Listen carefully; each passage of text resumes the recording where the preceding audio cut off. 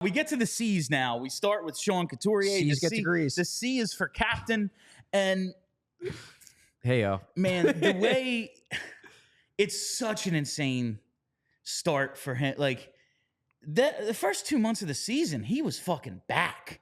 It was, he's not going to win the Selke, but he's going to get some votes. I wrote an article at the end of December saying he should be in the Selke conversation. He's gonna get some votes. I think it actually drove some people to be like, oh man, Couturier is having a good year. Like national people, because I think like the next ESPN Awards Watch article in mid-January was like people in the mix, Sean Couturier, and I'm like, hey, people are paying attention to what I'm selling, and then that's right when his game completely collapsed. Like the blink of an eye, he was the guy we were like, oh, this is worst case, him coming back from the back injury. Like, he's a shell of himself, but he's playing.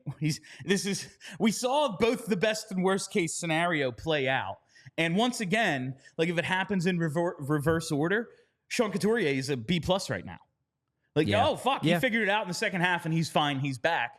But since it happened in the order it happened, yeah, man, there's huge questions until, like, when he starts out, say he starts out next year strong, that doesn't matter.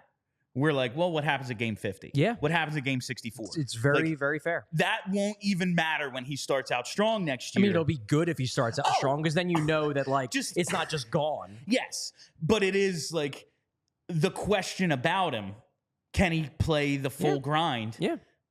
The answer right now is no. Doesn't look like it. We'll see. I'm not saying he can't, but Bobby Brink getting a C. I might want to go a C+, but I get it. Like C, like this C is the ultimate average. Yeah.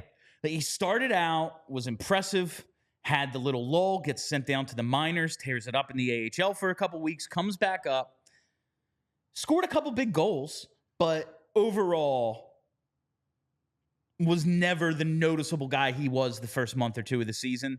And dude, he knocked down the door. Like, he had to make the team based on what he did in camp. And then the way he started the season, like, think about what we're saying. Like, they love Tyson Forster so much. He goes first 15 games without scoring. Brink's in the, like, top of the league in terms of rookie goal scoring in the first couple of months. Yeah. And then it kind of dried up. But there is an element too. And I've made that case in the past, when, especially right after the Couturier scratch, that there are some perceived double standards in terms of the way John Tortorella treats players, and I noted Forrester Brink. But it's fair to note, because we're looking at this right now for people watching on the live video stream, his play driving percentile rank among NHL forwards is in the 16th percentile. That is not very good. Whereas Tyson Forrester's percentile rank in that same category, 81st percentile. One guy is a really, really good two-way player already. One guy is not just not that great, he's like actively a drag. And he didn't score enough as a rookie to make up for the fact that he's actively a drag in terms of defense. I think what's going to happen over the next couple of years, or however long, I guess, John Tortorella is the head coach of the Flyers, he's going to get some Frost treatment. And it'll be very interesting to see how he deals with it. I was going to make the Frost comparison because remember, like early on in the season, maybe it was, I don't know, first couple of months probably, talking about Morgan Frost. And it's like, it looks like he's doing a lot of the little things you want from him better. Like you said, he's improved as a play driver, improved at least somewhat defensive. Like, he's not a liability out there. Exactly. He's doing the little things better. And Torts is just like, yeah, it's all well and good, though. Dog's got to score. Like, yeah. He's fine, maybe more so than we would think with a one-dimensional offensive player.